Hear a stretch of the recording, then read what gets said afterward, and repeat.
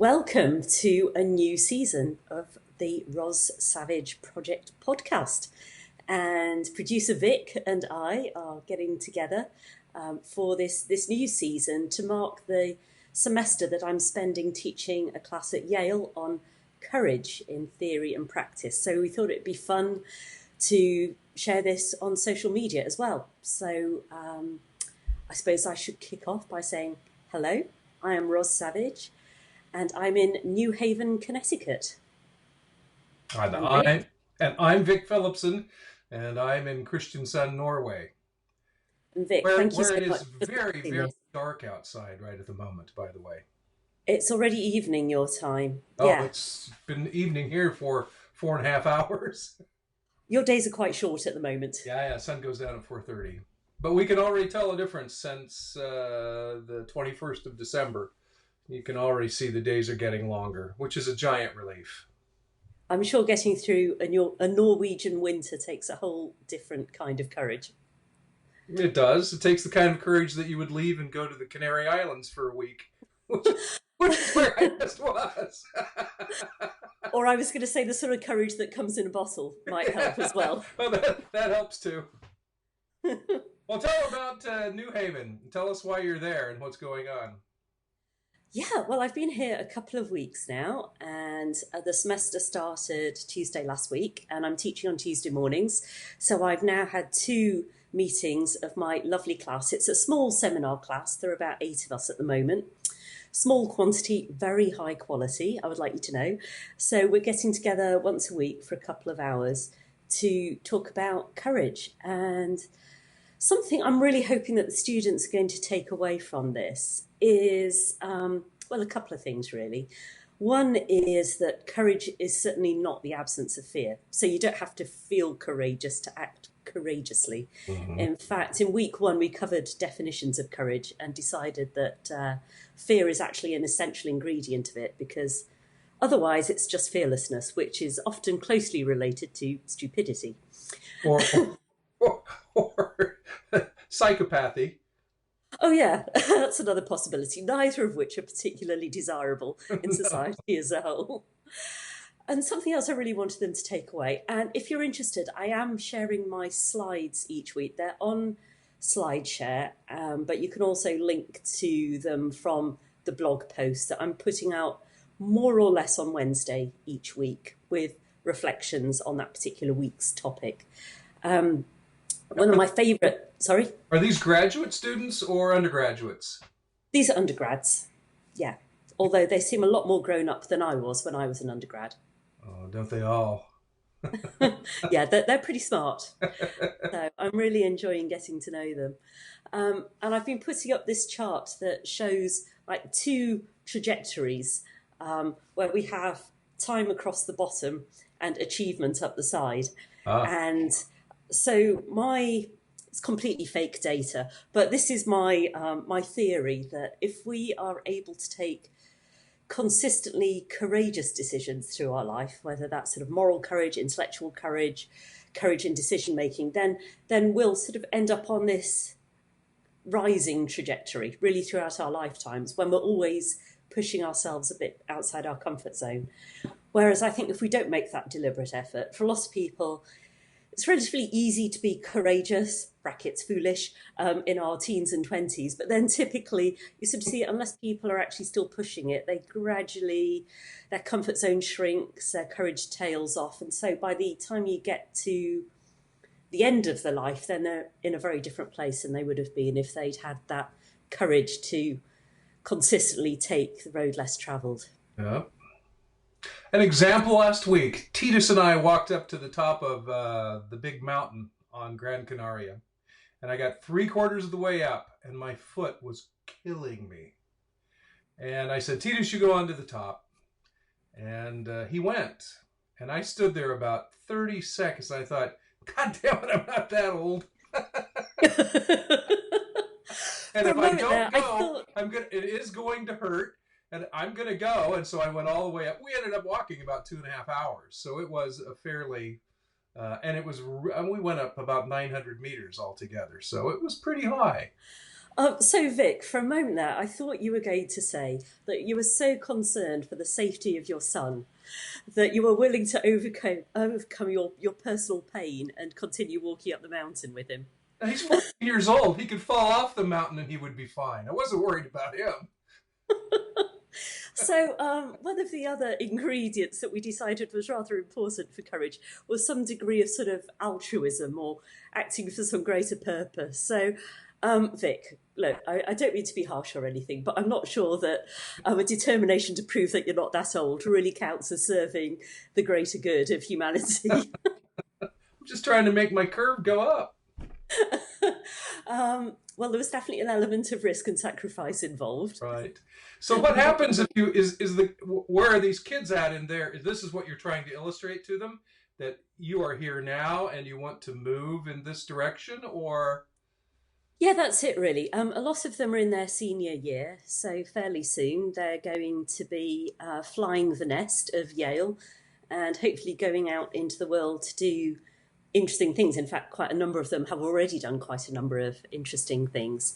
So they are the future leaders of companies, of non-profits, maybe even countries, who knows.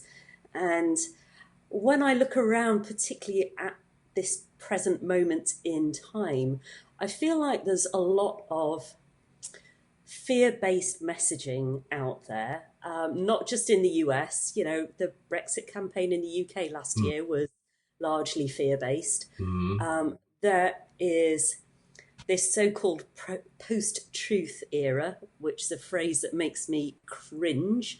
So next week we're going to be looking at critical thinking and how to spot barefaced lies when you see them.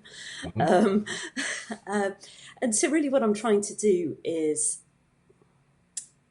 by looking at the principles and concepts of courage, just to get them to challenge themselves to act more courageously and present them with inspiring examples of people who've changed the world in very positive ways by being courageous in various different ways. So each week we're looking at a different kind of courage, whether it's intellectual, military.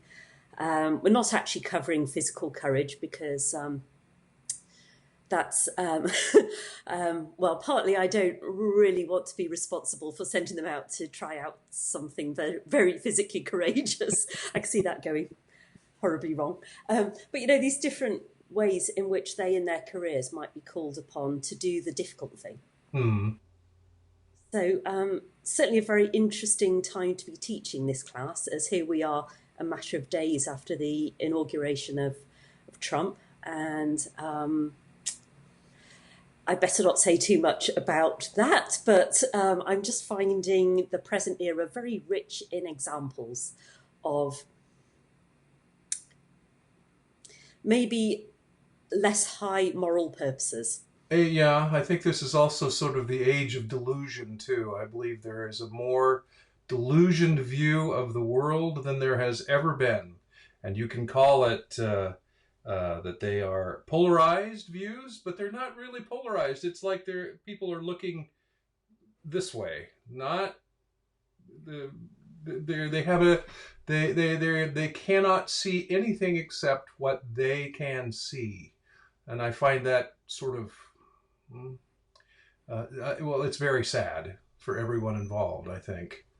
Yeah. Is this the kind of the echo chamber, the way that the algorithms in Facebook and Google are designed to somewhat reinforce Yeah, our over confidence, our over optimism, or our view that all our friends agree with us? it just adds to our sense of delusion. We are more deluded than we have ever been before because there's no,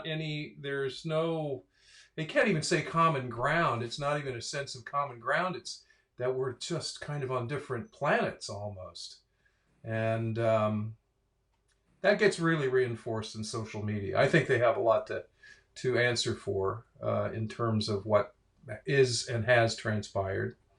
And I think there's something very real there that at the moment isn't one of my weekly topics, but there's that sort of courage to be curious, to say there must be people who think differently than me because of their upbringing, their cultural background, their nationality, their race, whatever. There must be people who are not seeing this same information, or certainly not agreeing with this same information. And having that willingness to, I think, seek difference rather than just seeking reinforcement that our worldview is correct. Oh, and for kids, that's the absolute most important, because they're going to cement their worldview by the time they're 27, you know. Oh, I'd like to think it can always be changed. I don't know. Oh, come on, Vic, because we're both well beyond Oh, 27. I know that.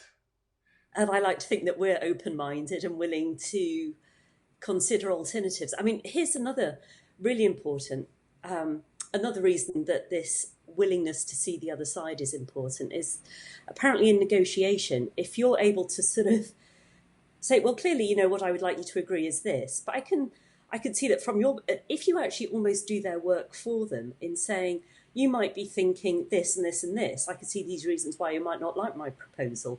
If you can argue both sides, it has actually been shown by psychologists that that's a much more powerful negotiation technique than just trying to bulldoze people into your point of view, which is, you know, refreshingly novel. Yes. Are the kids keeping up with your reading list? I looked at it. You sent it to me. I don't have time to read all those things. It's rather extensive. Yes, shall I say somewhat not my choice. My initial reading list was a lot lighter, both in terms of the quantity and the quality of the work. I had a lot of TED Talks, a lot of pop psychology articles in there. But because this is the revered and august institution of Yale, I had to go and find a lot of academic papers to put in there, some very serious research. And with apologies to any academics who may be listening to this podcast, I do wish that you would please explain yourselves more clearly and colourfully and make it really interesting, because some of the papers are really hard work to read. And even with the sort of conclusion of the research, there are so many qualifiers and caveats on it that I can see why a friend of mine has written a book called something like Stop Being Such a Scientist. And he was writing it in particular relevance to climate scientists who have sometimes and in some ways been their own worst enemies in being very scientifically rigorous. And rather than saying, on the balance of the evidence, I really believe this, and this is why I think we should all care about it, there's been this very professional and very academic way of saying, well, most of the evidence suggests this. There is, of course, a possibility of that, which really just confuses everybody. So I understand why they have to do it. They need to be scientifically rigorous, and I'm not asking them not to do that. But I'm just saying, I feel the greatest sympathy with my students. It's a who are having to particular spend problem their way in through. social sciences, too. The social sciences have a bigger problem with that than the hard sciences, because it is non-quantifiable. A lot of what they're trying to prove are not, I mean, it's very difficult to quantify courage. It is. And in fact, this was one of my problems, was in finding suitably academic and scholarly papers on the subject of courage, because since Plato, people have been trying to define courage, to quantify courage, and it's very, very challenging indeed. So in a way, maybe I should have had the courage to stand up to the course selection committee and say, well, actually, courage, it's more of a debate than a teaching class, because there are lots of, we've already encountered a lot of different views. Like today, we were talking about heroes, and views vary about the role of heroes, whether we want to put people above us so that they can inspire us, whether we want to put people above us so that we have an excuse for not doing what they're doing because they're a hero and I'm just a mere mortal, or whether we actually want heroes who are much more relatable. So one of my students said that her hero is her brother because he has attitudes and traits that she can only aspire to. And who knows, maybe her brother sees her as a hero. So I don't think it's possible to say that any of these views are right or wrong. You could go through the literature and say, well, hero is more often used in this context than that context. But my whole point with this class is not to teach a dry academic definition of courage. It's for each of my students to figure out what courage means to them. To them. Mm-hmm. And to come up with some tools for spotting when they're not being courageous or when somebody else isn't being courageous, and then figuring out ways to handle that situation better so that everybody gets a better result out of it. How do you evaluate them? What is there a system for evaluation? Are they writing things? Are they submitting things? Is it all done on discussion, participation, or how do you come to an evaluation?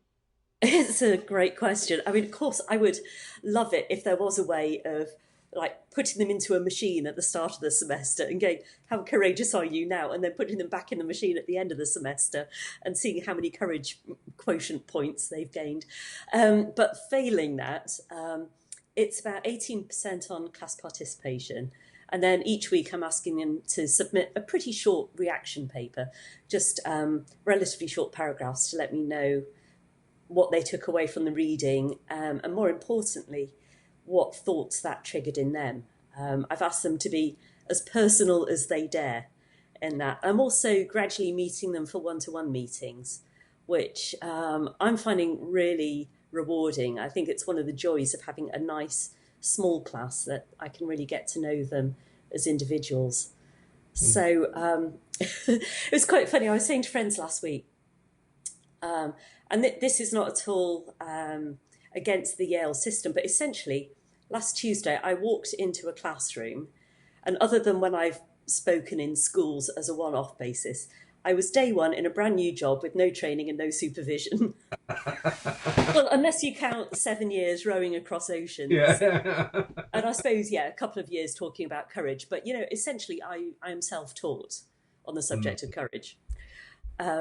But arguably, that's the best way to learn. And especially as someone who didn't start out being at all courageous, I've definitely seen this topic from both sides of the fence. But actually, Vic, you really helped me to, you talking about the situations in which you've taught people, particularly youngsters, and how it always changes. It's always going to be a different dynamic depending on who's in the room. And that really helps me relax about the whole thing. No, I'm teaching right now. I have a class of 21 kids who, part of what we do in the off season is train the guides for the coming tourist season. And so I'm teaching the guide course again this year. This is the third year I've done it. It's mostly online, but we also meet on Wednesday evenings, and we have a couple of weekends when we get in a bus and physically go to locations. So I'm teaching people who are not necessarily great public speakers to be able to get, this is the whole goal of the thing, is to be able to tell a story for 2 hours, to stand up in a busload of tourists who you don't know and tell a story for 2 hours. And that's quite a challenge for some people. So how do you prepare them to do that? It helps them to quantify what they need to know if they can think about telling a story instead of relating facts. Yeah. See the difference? I mean, telling a story is sharing something you have and you are, and as opposed to being able to in 1641 the city of Kristiansand was founded. No one cares. Well, it's an interesting fact, but that's my whole goal is to teach them to tell a story. And that takes a little more pressure off of guide. If you say you have to guide for 2 hours, that's not what they're going to do. They're going to tell a story, and that really seems to help them. And I've got a huge. I have one of the famous Portuguese wives, because Kristiansand is such a big oil town. They imported a lot of Portuguese engineers. I don't know why. Maybe they have a lot of experience in oil rig engineering. I don't know. They all brought their wives with them. You'll notice there were no husbands in that. Yes. I'm the husband. I'm one of the famous German husbands, right? Because Beate came, she's German. Anyway, so I have a Portuguese wife of an oil engineer. I have an Indian kid. I have I have two young guys who came from Syria last year. I have about 10 nationalities out of 21 participants, and Wow. by far the minority of people are people who've grown up here. There's almost no one in the class who has grown up here. So are there language issues? I mean, I'm assuming that also some of them are maybe a bit shy and Oh not yeah. entirely confident about stepping into this role. So how do you get them over that shyness? Well, get them up in front of people. That's the first step. Tomorrow evening, they have a 3-minute presentation. And I said, the first presentation you do can be about anything. You can tell us about your shoes. I just want you to be able to get up in front of people and for 3 minutes tell us something. And that sort of eases them into the idea. And then I'm there with them, and I'll stop them and say, stand up straight, breathe, give them, I had 30 years of teaching young actors how to get on stage too, so I've done a lot of that before. It's the same thing, you know. Yeah, so I'm curious about that because how do you get these young actors to overcome potential stage fright? I want to know because that's the fear that they need the courage to overcome. Well, they need to know what they're doing. They need to be in control of their control of your body and control of your lines. Do you know your lines? Good. If you know your lines, then what's your body doing? And if you know those two things, you can be credible on stage. Actually, one of the most helpful sessions I ever had for my speaking career was a half day with an actor.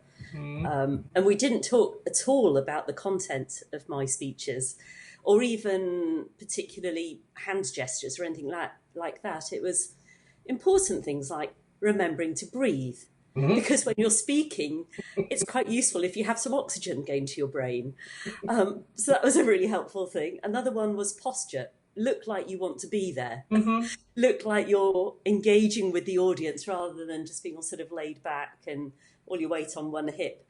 And the third thing was really talking with the audience, making eye contact. Because I think I sometimes had this tendency to almost be in my own little bubble. I was sort of looking towards the audience, but I wasn't necessarily looking at them and talking with them. And so it made the world of difference. And he was there videoing me just on his phone as I tried out different techniques. And wow, you could really, really see the Oh, difference. in an instant. I mean, you have about. I used to say about 30 seconds. I think it might be about 5 seconds that either the audience will trust you or they won't. And if you give them a reason to trust you in the first 30 seconds or maybe the first 5 seconds, they'll relax. And if they relax, then you relax. Because in your first, and this is what we do with these kids, is, being on those, when you're leading a tour, you're responsible for their health and their safety. That's first, and you don't even think about those things, but those are the two most important things. And so we do a little briefing, just like on an airplane.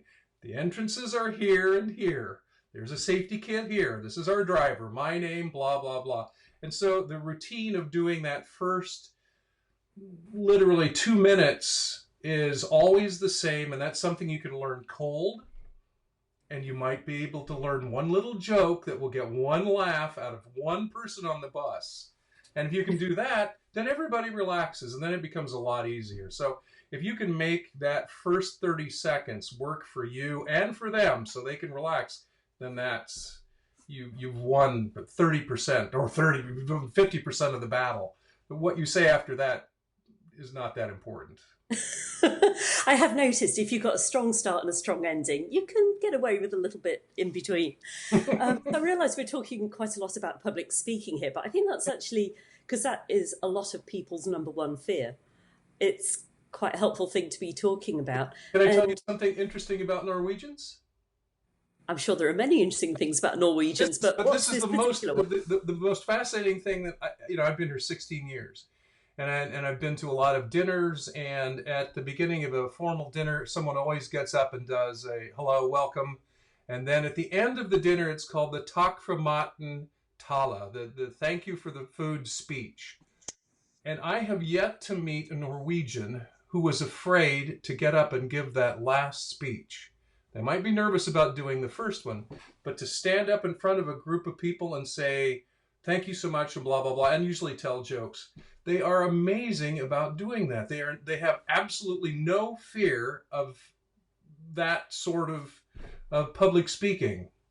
It's Why do you think this? because of the Barnehage. Because when Barnehage is kindergarten, which every Norwegian kid goes through between the time that they're a year and a half until their first grade in school. They all have full-time free daycare. It's not free, it's your state subsidized, but everyone can afford to go to daycare, where they all learn to share and be polite and listen to each other. And the effects of that early upbringing across the society are just amazing. But that's really one specific. I don't know a Norwegian who wouldn't be able to stand up and give us a thank you for dinner speech. It's fascinating. Yeah, that really is, and I think so much more could be done in schools to encourage children, quite literally, to speak up, to stand up for themselves, and that would be one of the really valuable things, because that's something that's not going to be taken over by robots or computers No, anytime soon. no. Now they might be scared to death to ask you how you're doing while you're standing in line at the supermarket. Well, we can't all be courageous about everything. I cut you off. I'm sorry. I just thought of that when you mentioned the public speaking thing. That is interesting about Norwegians, though. Yeah, I do wonder sometimes if the fact that we're told that more people are scared of public speaking than of dying, I do wonder if that sort of becomes self-reinforcing, that we sort of go, oh, it's okay to be afraid of public speaking because lots of other people are afraid of public speaking too. So maybe we just sort of build it up into this scary thing, and maybe that's just a cultural. I imagine, back when we used to live in small villages and we'd sit around the fire telling stories around the campfire. I don't imagine people were too scared of speaking up then. So I don't know why we've developed this big collective phobia around it. And yes. So, Vic, we We decided. strayed far off the topic of courage there, but We have, but I think it's all related. And we have another. So the semester is 13 weeks, folks. But Vic was away sunning himself in the Canaries last week, so we missed week one. Week two, we're cutting slightly shorter than our usual format due to, should we say, a prolonged battle with technology before we manage to get on the air. So normally we'll probably go to about 3/4 of an hour, but we'll keep it a tad short today because apart from anything else, I'm taking a couple of classes uh, while I'm here, and I have got a ton of reading to do before tomorrow. So now the shoe's on the other foot. Um, we are going to have a regular little spot at the end of the podcast where we indulge in some critical thinking in the context of conspiracy theories. And this is producer Vic's moment. yes, my burden to bear for the show is, and in the sense of alternative views and trying not to get too far into the echo chamber, I do have a certain fascination with conspiracy theories and crazy columnists and those things. And one of the guys that I read regularly is named James Kunstler, who has a great podcast and although fairly wacky, and writes a really funny blog called Clusterfuck Nation. Sorry for the. Anyway. Oh, there goes our child-friendly certification. Well, I'll bleep that. Anyway, he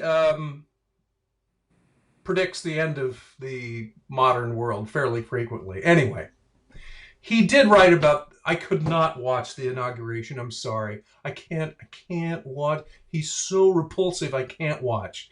So, but I can read about it, and I enjoy reading about it. But I thought of all the things I read, this was the funniest thing that he writes about the inauguration, and I quote: He lumbered along so conspicuously alone between the Praetorian ranks front and back, overcoat open, that long red slash of necktie dangling ominously, with a mad gleam in his eyes, like an old bull being led out to a sacrificial altar. Which I thought perfectly. If you've seen the pictures of the two of them standing there, they do look like victims before the sacrifice. You've always got me feeling like sorry for him. Mad gleam in his eyes, like an old bull being led out to a sacrificial altar. I thought that was really funny. It really perfectly describes it. So, the conspiracy theory behind all of this is that his idea is that Trump won't make it probably more than a couple of months, and then there will be either a resignation or a coup d'état.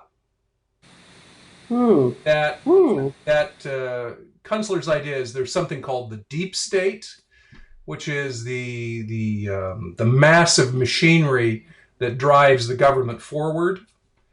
That would include the NSA and the CIA, but I'm an old deep stater. I belong to the civil service, for 10 years. I was a GSer. That the deep state is going to fight back so hard, and they're going to play so dirty that, one, he'll either give up because he won't be able to cope with it, or two, they'll just say, excuse us, but you need to go away. And there will be it may be a polite coup d'etat, but so that's the conspiracy theory for the week. He's got a couple of months, and then something's going to happen. You heard it first, maybe second here, folks. I suppose I would, there's a part of me that would like to believe that somebody in this scenario knows what's going on and is actually controlling it or managing it in some way. Yeah. Do you think human beings are that organized? I think that's the problem with all conspiracy theories. They require more organization than is humanly possible. I worked for a huge bureaucracy. I worked 10 years, and I've worked 20 since 1991 for the U.S. Army, either as a contractor or a full-time employee.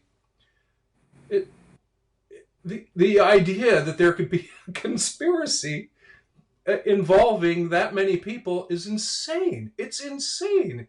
The system is way too chaotic.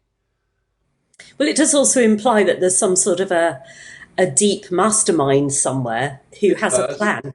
It does, and unfortunately, we are pattern observing animals. That's what we do. That's how we survive. We like to identify patterns, right? We have to. Yeah. That's how we survived on the savannah. We have to see that. But our ability to gauge what's dangerous and what isn't, and what is really a pattern, is overwhelmed by the amount of information that's available to us. So what happens is we see patterns where they do not exist, where there is truly chaos. But we can't help ourselves. That is a perfect segue, because next week my class is on intellectual courage, also known as critical thinking, and I've just been compiling a list of not so much thinking errors, but more ways that people, be they advertisers, media, politicians, whatever, try and bamboozle us, try and take advantage of our cognitive errors in order to make us think things that aren't actually true. So we shall hear more about that next week. Okay, great. It was really great to talk to you. Yeah, thanks, Vic. Thank you to our lovely listeners. I hope you enjoyed that, and that you'll be back with us next week for a slightly longer instalment, covering the next aspect of courage, critical thinking, and Producer Vic's next conspiracy theory. Okay. Have a great week. See you soon. Okay. Bye. Bye.